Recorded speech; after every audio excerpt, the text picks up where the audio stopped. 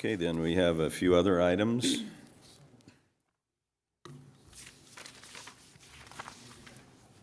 The sale of excess real property, fire department properties. I don't know if you all had a chance to look that over. We have 3 no longer used fire stations that are up for sale. We hired a commercial broker to market them and actually have a purchase agreement on the one, 1177 Century Avenue. And that's in negotiations, and I'm going to ask Mike to kind of pipe in here and give us a full report on those. Chair and Commission, thank you. If we could come back to the camera view of the room from the slideshow, thank you. As Commissioner Wessel said, there is a purchase agreement that has been submitted to the city for 1177 Century Avenue, a former fire station property. Last fall, this commission did work on a policy for the city to sell real property.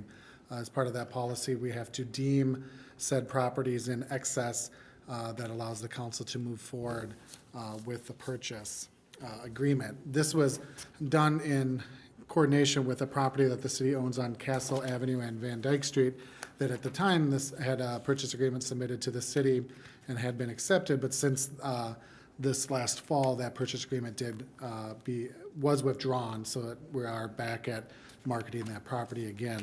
But tonight, what we're focusing on are 3 former fire station properties located at, again, 1177 Century Avenue, 2501 London Lane, which you may remember that property at one point was proposed as a senior housing complex. That application was also withdrawn, and then 2001 McMenemy. Again, these are all decommissioned fire stations, essentially vacant parcels.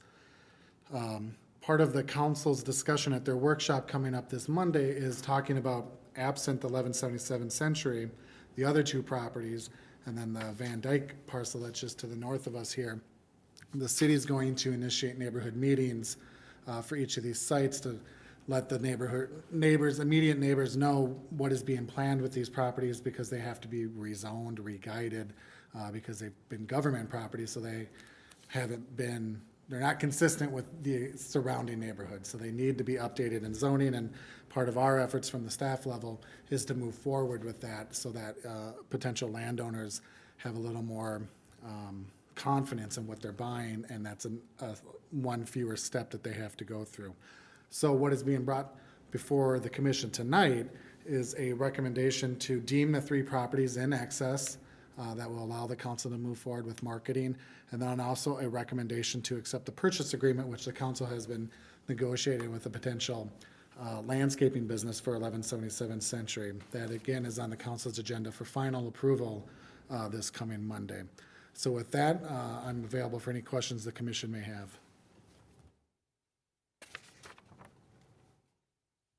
So you said that the 1177 Central Avenue property, there is a bid for it, and it's a landscaping business? Chair and Commission, that is correct. So the zoning of that property is actually already in place, which is business commercial, which allows that type of use. They have indicated they would have some outdoor storage, which requires a conditional use permit, so they would have to apply for that CUP, which would go through its normal public process and notify the immediate neighborhood. And the neighbors are already aware of the business that's going in there? Chair and Commission, no, not necessarily unless they've been paying attention to the council meetings. When the CUP is applied for, that would be the first city notification of doing so.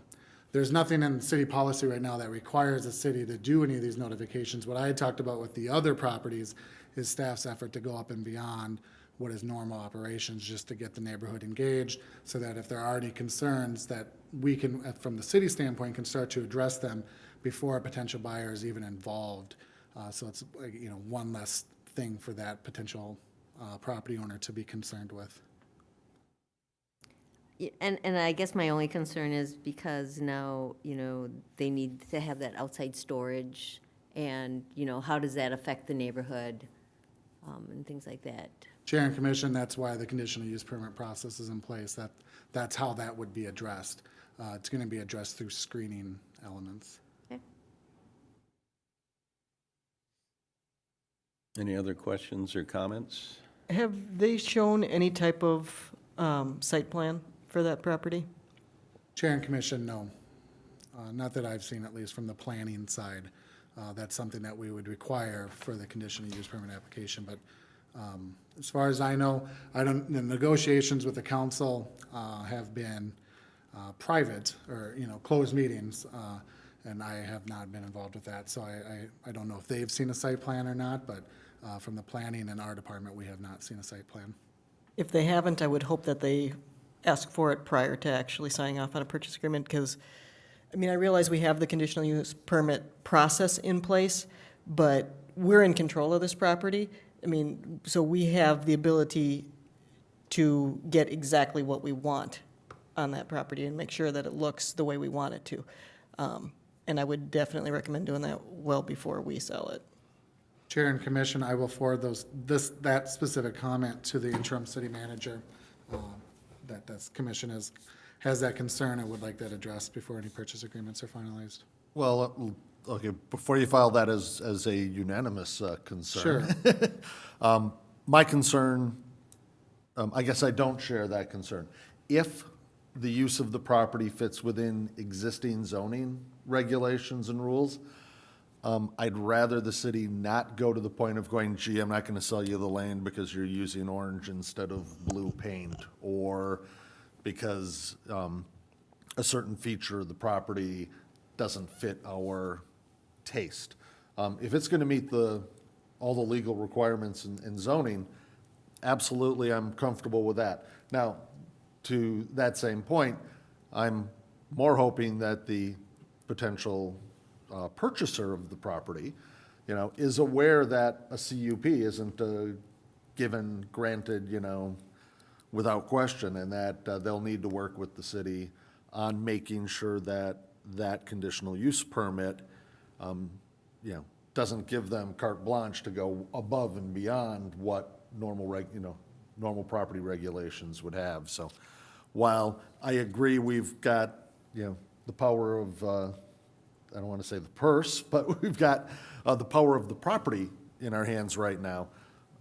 I don't want to see us get overly analytical, because you'll chase away potential developers of other pieces of property if we get too tight on restricting the purchase.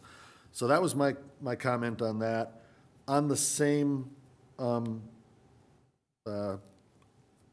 idea, I'm going to ask about 2501 London Lane. At one point, we were entertaining some interest in that property. I believe I heard that the initial developer has backed out. I don't know if it was the property size or the cleanup, but is there any updates on opportunities for the London Lane Fire Station?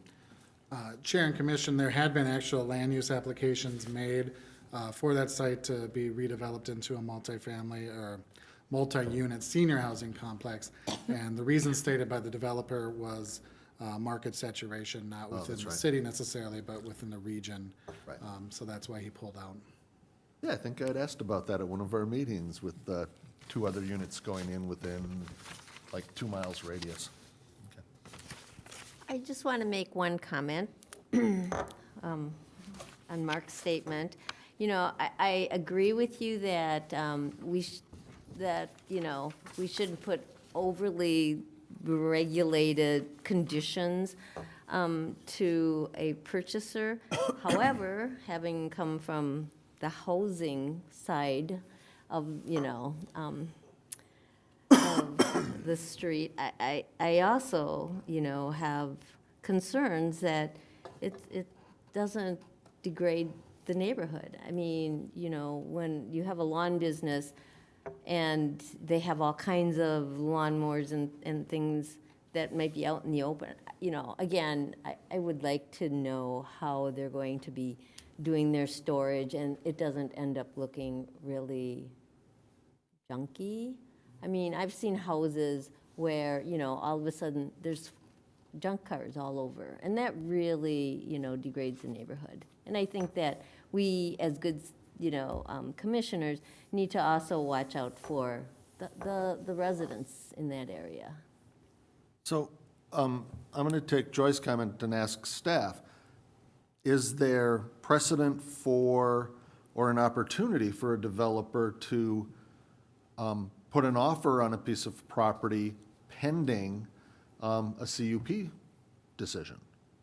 Chair and Commission, if I haven't seen the actual purchase agreement in this case, but I'd be very surprised if they didn't have a condition on getting zoning approvals to make the purchase official. Okay, but zoning approval is different than CUP, wouldn't it be? No. No, it's- not it in, would not come in your back. terminology? Correct, sorry, Okay. yeah.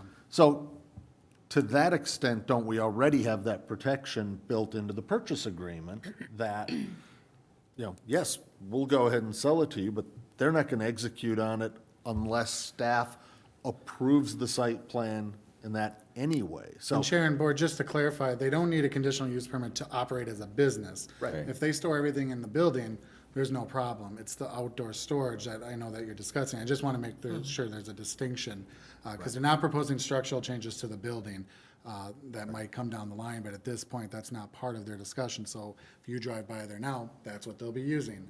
But they would have to add fencing or other type of screening elements to be able to keep trucks, lawnmowers, snow blades, whatever, outside.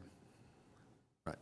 So I think we have some protection in that the developer has the opportunity to say, hey, if I can't store 30-foot cranes, at full extension out on the front parking lot, well, then I'm not gonna purchase it. Well, we would never approve, I hope we would never approve, that conditional use, in which case then the developer says, okay, then I'm not in, I'm out.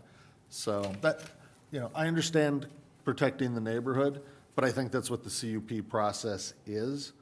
I just, I know if we're out pursuing businesses to help develop a neighborhood, and in neighborhood, I don't mean residential, but a part of the city, then yes, absolutely. Let's be as meticulous and picky and, as we want to be, whether it's medical offices for near St. John's or whatever it is. But if we've got a piece of property and someone's coming in and they meet the zoning regulations, I would just rather not be I want to be balanced in our approach. We could be sitting on it way too long if we're overly concerned. And I think the CUP process covers that concern anyway. And I think that's all I'm asking for is, that the residents know that, they have some voice in it. And of course they do if things become, poorly maintained. Right. They have that avenue out there. You have that avenue Right. to be putting in and filing complaints. And I don't know, how many complaints the city has to have before they go and actually do something, because we haven't gotten any reports lately about, complaints for housing and redevelopment, which Chair and Board, you, in last half or last quarter of 2013 you did, I know you wanted a map, and that hasn't come back yet, which that's due to staffing changes that we've had on the building inspection side. Just to answer the question, how many complaints? One. If we get one complaint, then that usually deems action, so. And then clarifier for people watching too, while there's always the complaint route to protect your rights as citizens, the CUP process also does have a public hearing. Is it a public hearing, or at least, or neighborhood meetings at least? Chair and Board, how the process of a CUP is we do a notification within 500 feet Yep. of the subject property. They're invited to the Planning Commission, which holds a public hearing. Public hearing, And right. then the City Council also, it's not a public hearing, but they address the matter. And then, not because of complaints, but just every year, the city staff takes a look at that conditional use permit to make sure conditions are being met until we're satisfied that we can trust them to not, we don't have to look at it every year unless something arises. Right, but what I wanted to support was citizens don't have to wait till it's there and done and then go, oh, I have to live with this or complain about it. There is a public hearing process. It is through with the Planning Commission. But you can come hear more about the development at that point. we would fully expect to have site plans and stuff, and learn about, what's coming into your neighborhood, and then at that point, you have the opportunity to speak up even before the decision is made, so. So, and just to clarify too, Mike, ultimately, the CUP, that's on the council or the city staff determines, like, for example, as I see the property and where it sits, you have two neighbors adjacent to the property, and I think some kind of wall or screening or fence, privacy fence would be the biggest concern for me if I was living next to it. And I'm sure the planning commission will, recommend that or whatever, but ultimately it's the city council that determines the CUP and how it looks, right? Chair and commission, correct. City council makes all final decisions for conditional use permits. Okay. And I can tell you it's going to be a fence of some sort. I don't know where on the property it's going to be or where they're proposing to store it, but it will be a fence. Okay. So basically what you need from us, Mike, once we're finished, is you have two recommendations we have to vote on, is that correct? Chair and commission, that is correct. The first recommendation is deeming the three properties in excess, not needed for any public use and shall be marketed for sale. And then the second recommendation is requesting or recommending to the city council to move forward with the purchase agreement for 1177 Century Avenue. Okay. Any other questions before someone makes a motion? I just wanted to clarify a little bit, because I don't want my statement to make me sound like I'm, expecting a lot of overreaching on the city's part, but you are in a unique position where when the free market is doing things, you really don't have control except for minimum property standards. And I don't know about you, but minimum property standards aren't always what you want to be living next to. Or seeing on a regular basis. I mean, if you just look down some like corridors and whatnot, they've put some decorative things in, it looks a little nicer.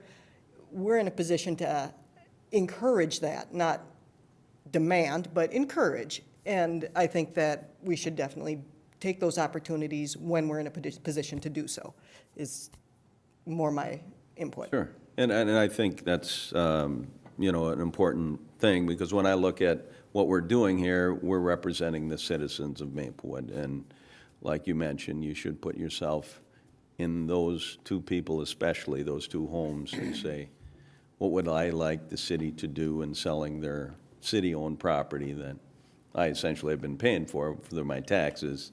What would I like them to do to assure me that I won't be totally disturbed and, affect my property value? Well, yeah, So, just so it's a nice amenity to the neighborhood, because Right. although there's only two that are next to it, there's a set of townhomes Across across the from it. street, yep. So it is zoned commercial, but it's still fairly residential right there. Right.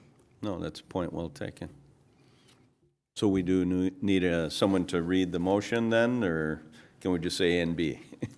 Chair and commission, either works. Okay. However you want to reference it. All right. Well, I'll just read them out here. Recommendation approval of a recommendation to the city council in determining the properties the city owns at 1177 Century Avenue, 2501 London, and 2001 McMenemy are in excess and not needed for any public use and should be marketed for sale. That's the first motion. I'll make that as a motion. Any second to that? Second. Okay, any more discussion? Okay. Seeing none, just ask you to vote. All those in favor of this recommendation, say aye. Aye. All opposed, nay? Okay. Motion carries for that recommendation. Recommendation B, approval of a recommendation to the city council to move forward with a purchase agreement to sell the property located at 1177 Century Avenue. That's the second motion. Any more discussion on that item? Okay, seeing none. All in favor say aye. Aye. All opposed, nay. Motion carries. All right. And then we are, no visitor presentations. Have Commission. Selection Subcommittee. I'm sorry? Oh, update Item on the 5C. RLF guidelines and broker selection subcommittees. Mike, do you want to speak to that?